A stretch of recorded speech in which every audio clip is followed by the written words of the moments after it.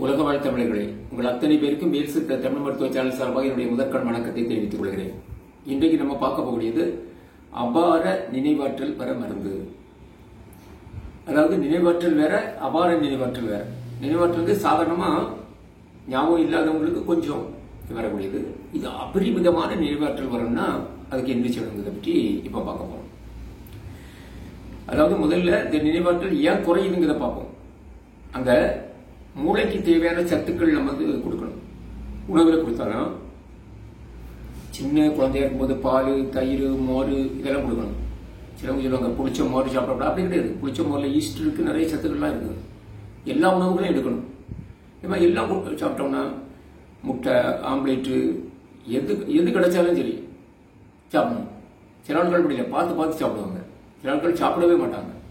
அப்படி எல்லா விதமான உணவுகளும் எல்லா சத்துக்களும் நமக்கு உடம்புக்கு கிடைக்க மாதிரி உணவு எடுத்து முடிஞ்சோன்னா நமக்கு மூளை வளர்ச்சி சரியா இருக்கும். ஏன்னா மூளைக்கு எல்லா விதமான சத்துக்களும் அதிகமாக கிடைக்கணும். அப்பதான் அந்த வளர்ச்சி வந்து கரெக்டா இருக்கும். அதை மேம்பட்டு வரணும்னா அப்படி ஒருவேளை அந்த மூளை வளர்ச்சி அபாரமா வரணும்னா என்ன செய்யணுங்கிறத பற்றி பார்க்கணும். பொன்னாங்கண்ணி கீரையை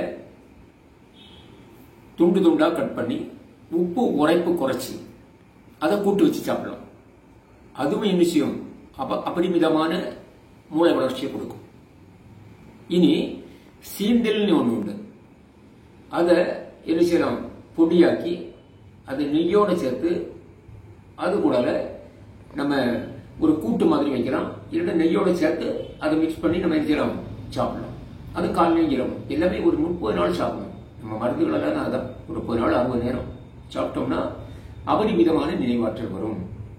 இனி உங்களுக்கு தெரிஞ்சதுதான் இந்த வல்லாரைய கட் பண்ணி கூட்டு வச்சு சாப்பிடலாம், வல்லாரையை துவையடிச்சு சாப்பிடலாம், வல்லாரையை பொரிச்சு சாப்பிடலாம், வல்லாரையை பொடியாக்கி தேன் குடல் கலந்து அதுவும் சாப்பிடலாம்.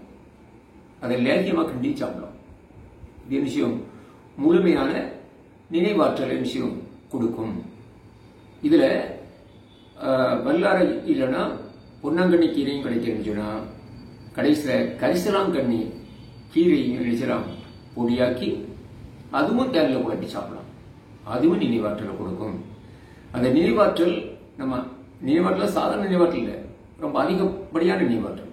அப்போ ஒரு தடவை புக்கை படிச்சப்போ எல்லாமே ஞாபகம் வந்துடும். பொதுவாக குழந்தைகளுக்கு ஞாபக சக்திங்கிறது ரொம்ப குறைவா இருக்கும். அப்ப ஞாபக சக்தி அதிகமாக வரணும்னா நம்ம இப்படிப்பட்டதை செய்யணும். அடுத்த இந்த ஞாபக சக்தி கூட்டும் போது சில பழங்கள் நம்ம என்ன செய்யலாம், கூட எடுக்கலாம். இப்ப சாப்பிடும்போது நம்ம என்ன எடுக்கலாம்னா பழத்துல அந்த மட்டி பழம்னு சொல்லக்கூடியதை என்ன செய்யணும், குழந்தையா இருக்கும்போது மட்டி பழம் போகணும். அப்ப அது மூளை வளர்ச்சிக்கு அது பயன்படும். கொஞ்சம் வளர்ந்த பின்னால சிவப்பு பழம் கொடுக்கணும், செந்துழுவம் பழம்னு சொல்லுவோம். அது வாரத்துக்கு ஒரு நாள் எடுத்தாப்பா. பழம் எல்லாம் டெய்லி எடுக்கணும்னு நீ வேண்டாம்.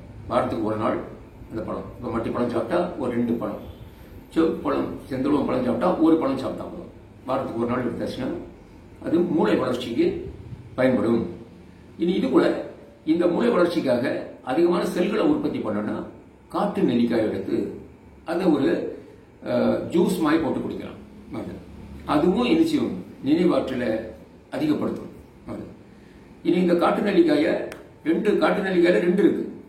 ஒன்னு வந்து ஒட்டு நெல்லி இருக்கு, இன்னொன்னு வந்து காட்டு நெல்லி இருக்கு. அந்த ஒட்டு நெல்லி கொஞ்சம் பெருசா இருக்கும், காட்டு நெல்லி கொஞ்சம் சின்னதா இருக்கும். சிலவங்க சொல்லுவாங்க அந்த பெருசுக்கு சின்னதுக்கு இடைப்பட்ட ஒரு நெல்லிக்காய் கிடைக்கும்னா வாங்கிட்டாங்க. அப்படிலாம் நெல்லிக்காய் கிடையாது. ஒரு பெருசா இருக்கும், சின்ன இருக்கும். அப்ப சின்ன நெல்லிக்காய் தான் நாட்டு நெல்லிக்காய். அந்த சின்ன நெல்லிக்காயை கட் பண்ணி போட்டு அதை ஜூஸ் ஆக்கி அதை நிச்சயம் குடிச்சாச்சுன்னா அது நிச்சயம் ஞாபக சக்தியை நமக்கு வந்து கூட்டும். அதுவும் அபரிமிதமான, அதாவது செல்கள் வளர்ச்சியில் அதிகமாக பயன்படல, அபரிமிதமான வளர்ச்சியை கொடுக்கும். இதுல எப்பவுமே நம்ம வந்து அபரிமிதமான வளர்ச்சி தான் ரொம்ப முக்கியம் மூளை. ஏன்னா எல்லாமே ஞாபக சக்தி, நினைவாற்றல் இதெல்லாம் ரொம்ப அதிகமாக இருந்துச்சுன்னா நம்ம நினைக்கிறதுலாம் எதுவுமே மறக்காது. எல்லா செயல்பாடுகளும் கரெக்டா செய்துட்டு போயிட்டு இருக்கும். அந்த ஞாபக சக்தி குறையும் போது என்ன நடக்குதுன்னு தெரியாது. எரிச்சல் வரும், கோபம் வரும். அந்த நினைவாற்றல் குறைய குறைய நமக்கு மன அழுத்தம், மென்டல் டிப்ரெஷன் சொல்லுவோம், அது வர ஆரம்பிச்சிடும்.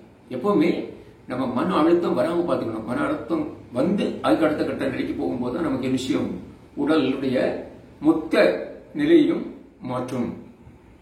இப்படிப்பட்ட தரமான வீடியோக்களை நீங்க பார்க்கணும், வேல் சித்த தமிழ் மருத்துவ சேனலை சப்ஸ்கிரைப் பண்ணுங்க. உங்களுக்கு வேண்டியவங்களுக்கு ஷேர் பண்ணுங்க, பெல் பட்டன் அழுத்துங்க, லைக் பண்ணுங்க. நன்றி, வணக்கம்.